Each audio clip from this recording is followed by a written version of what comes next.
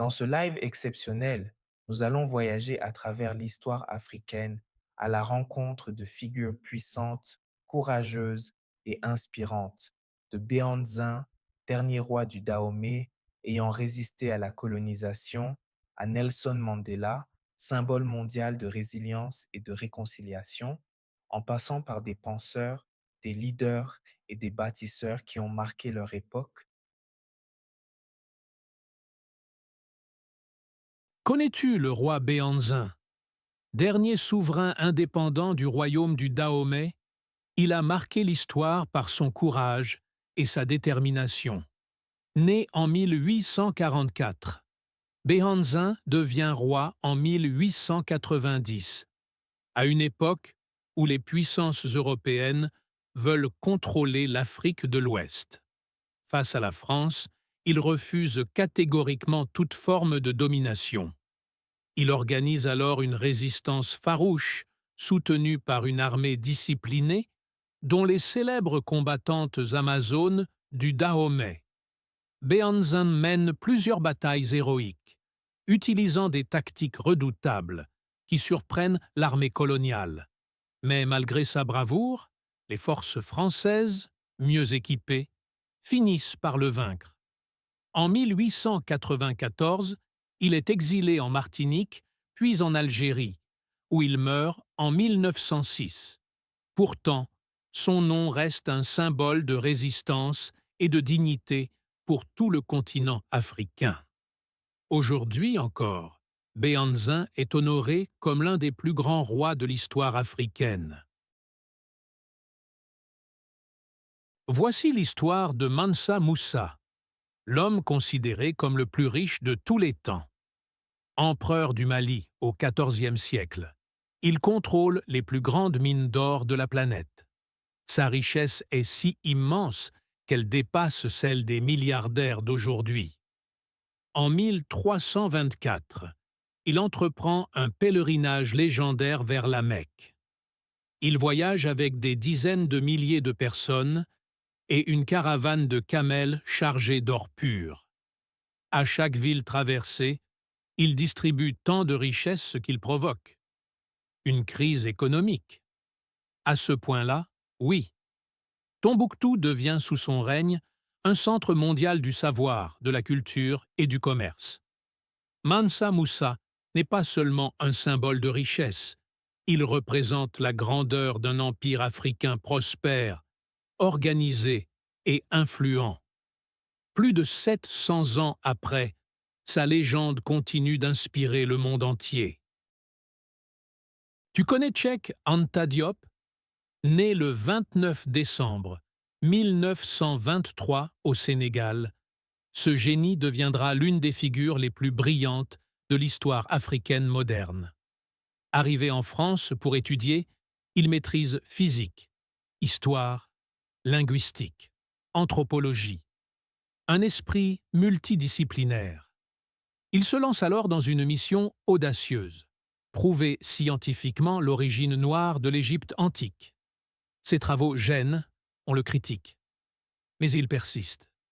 Analyse génétique, études comparatives, recherches historiques. Il bouleverse la vision du monde. Auteur d'ouvrages majeurs comme Nations nègres et culture, il fonde un laboratoire au Sénégal et devient symbole de la Renaissance africaine. Cheikh Anta Diop s'éteint le 7 février 1986, mais son héritage illumine toujours nos esprits. Il n'a pas seulement écrit l'histoire, il l'a réparée. Alors dis-moi, tu le connaissais avant cette vidéo? Connais-tu l'homme qui a libéré le premier pays d'Afrique noire? Né en 1909 dans un petit village du Ghana, Kwame Nkrumah va devenir le symbole de toute une génération. Après des études aux États-Unis et à Londres, il découvre le panafricanisme et rêve d'une Afrique unie et libre. En 1949, il fonde le Convention People's Party, avec un slogan simple mais puissant: Self-Government Now. Malgré la prison, il gagne les élections et, le 6 mars 1957, proclame l'indépendance du Ghana, premier pays africain à briser les chaînes coloniales. Visionnaire et fondateur de l'Organisation de l'Unité africaine, il défend l'idée d'un seul continent fort et solidaire. Renversé en 1966, il finit ses jours en exil, mais son rêve continue d'inspirer toute l'Afrique. Kwame Nkrumah, le père de la liberté africaine. Thomas Sankara, l'homme qui a voulu changer l'Afrique. Il s'appelait Thomas Sankara, un jeune capitaine burkinabé, au regard de feu et au cœur pur, né le 21 décembre 1949 à Yako, Haute-Volta, actuel Burkina Faso. À seulement 33 ans, il devint président de la Haute-Volta, qu'il rebaptisa Burkina Faso, le pays des hommes intègres. Thomas Sankara est une figure majeure de l'histoire contemporaine africaine, souvent surnommé le Che Guevara africain. Il est connu pour son charisme, ses réformes radicales, sa vision panafricaniste et son engagement profond pour la justice sociale, l'indépendance et l'émancipation du continent africain. Il planta des millions d'arbres pour sauver la terre, encouragea les femmes à prendre leur place et prêcha la dignité, l'autonomie et la solidarité. Il refusait le luxe, vivait simplement et croyait qu'un vrai leader doit montrer l'exemple. Il fut assassiné à Ouagadougou le 15 octobre 1987 à l'âge de 37 ans. Il disait « On peut tuer un homme, mais pas ses idées ». Sankara reste aujourd'hui une source d'inspiration universelle pour toutes les générations. On l'appelait Mama Africa. Myriam Makeba, née en 1932 en Afrique du Sud, grandit au cœur d'un pays étouffé par l'apartheid. Très jeune, elle découvre que sa voix n'est pas seulement un talent, mais une arme. Dans les années 1950, elle rejoint les Manhattan Brothers, puis le Skylarks, et sa voix unique traverse rapidement les frontières. Mais en 1960, après avoir dénoncé l'apartheid à l'ONU, son pays la bannit. Makeba devient alors une exilée, mais aussi un symbole mondial. Elle collabore avec les plus grands, remporte un Grammy Award, et sa chanson Pata Pata fait le tour de la planète. Pourtant, derrière la musique, son combat ne s'arrête jamais. Elle utilise chaque scène, chaque micro, pour parler de liberté, de dignité et de justice. En 1990, elle peut enfin revenir en Afrique du Sud après la fin de l'exil. Jusqu'à sa mort en 2008, Makeba reste une voix d'espoir. Son héritage?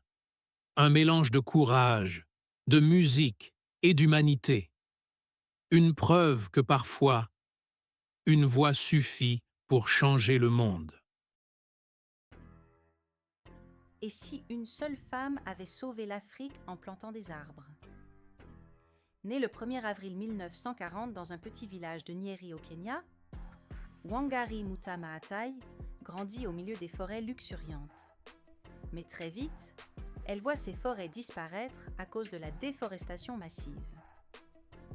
Étudiante brillante, elle part aux États-Unis, obtient une licence en sciences biologiques, puis un master.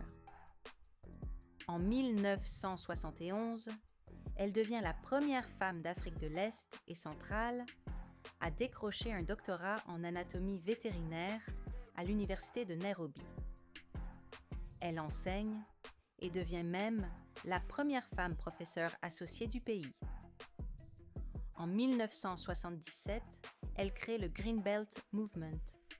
Son idée est simple mais révolutionnaire: donner aux femmes pauvres des semis d'arbres à planter. En quelques années, des centaines de milliers de femmes plantent plus de 30 millions d'arbres à travers le Kenya. Mais Wangari ne s'arrête pas là. Elle lutte contre la corruption, défend la démocratie et les droits des femmes. Elle est battue, emprisonnée, menacée. Pourtant, rien ne l'arrête.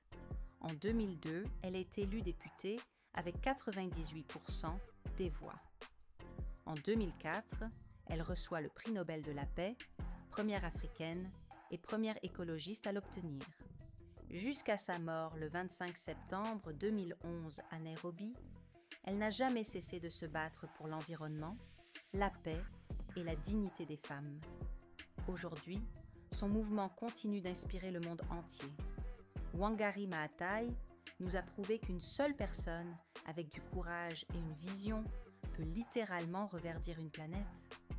Et toi, quelle graine vas-tu planter aujourd'hui ?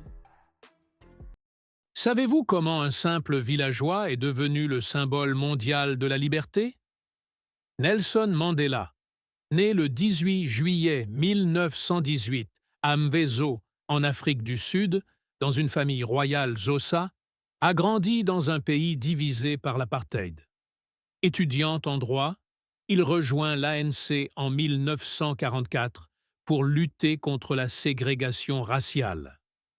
Accusé de sabotage, il est condamné à perpétuité en 1964 et passe 27 ans en prison, dont 18 sur l'île de Robben Island, où il devient un icône de la résistance non violente. Libéré en 1990 par le président de Klerk, il négocie la fin de l'apartheid et remporte le prix Nobel de la paix en 1993.